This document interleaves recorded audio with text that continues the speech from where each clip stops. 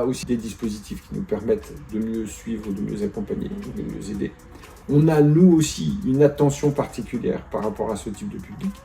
Mais je dirais là encore et toujours, on ne va pas retenir un dossier parce qu'il est porté par ce type de public.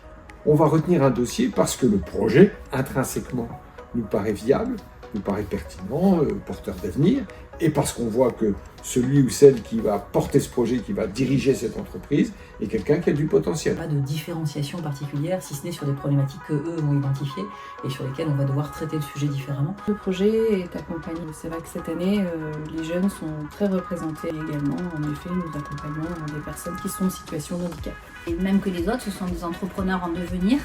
La seule chose, c'est que comme on sait qu'on a des financements particuliers sur ce type de projet, on essaie de les repérer le plus en amont possible et on leur propose systématiquement des formations en lien avec leur nouveau métier de chef d'entreprise. Et certains d'entre eux ont peut-être besoin d'un peu plus d'heures d'accompagnement que les autres.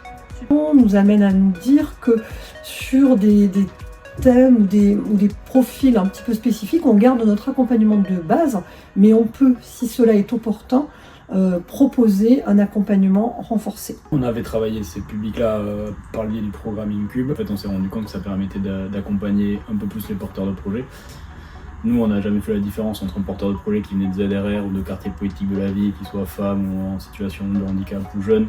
Ça reste un porteur de projet, donc c'est toujours comme ça que le comité d'analyse, il analyse les dossiers.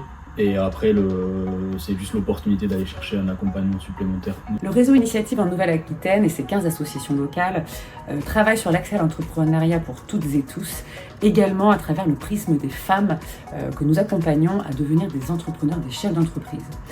Par ce biais, nous avons lancé en 2022 le programme Initiative au féminin en Nouvelle-Aquitaine, où nous mettons en lumière, nous valorisons et nous accompagnons dans le cadre d'un concours des chefs d'entreprise féminines que nous avons accompagnés ou qui ont été accompagnés dans le cadre du dispositif Entreprendre la région à vos côtés.